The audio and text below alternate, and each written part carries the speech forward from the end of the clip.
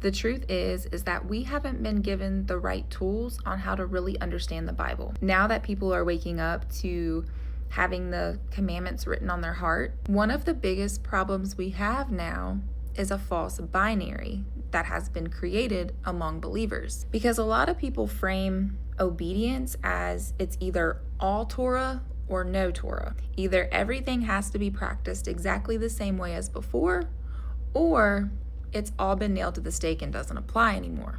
But this is a false binary because it forces an either or conclusion on something that scripture actually presents with way more depth and nuance. On one side, you have people who hear Torah still matters and assume that means going back to the exact same external system. On the other side, you have people who hear we're not under the law and assume that means it's all done away with completely.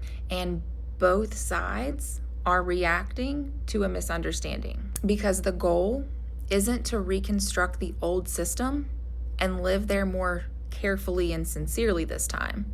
The goal of the commandments being written on our hearts doesn't mean that we just go back and try harder to follow the same external system more perfectly this time. And the goal isn't to completely abandon it either. The goal is to understand its fulfillment. The goal is to understand how the change in the priesthood enacted a change in the administration of the Torah. Let's not be afraid of this word change, okay?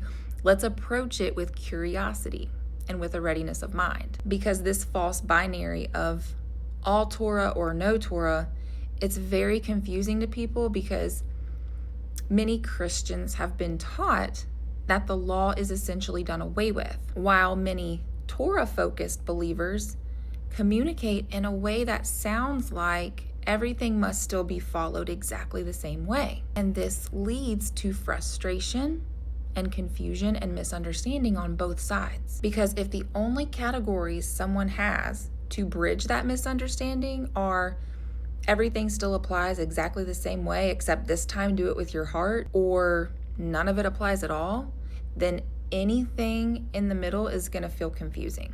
And that's the tension Paul lived in when he wrote his letters, because he was trying to communicate something a lot deeper. And if we actually want to help people understand truth, we have to slow down, step out of this either or mindset, and be willing to sit in the tension long enough to navigate it together. So it's not all Torah or no Torah.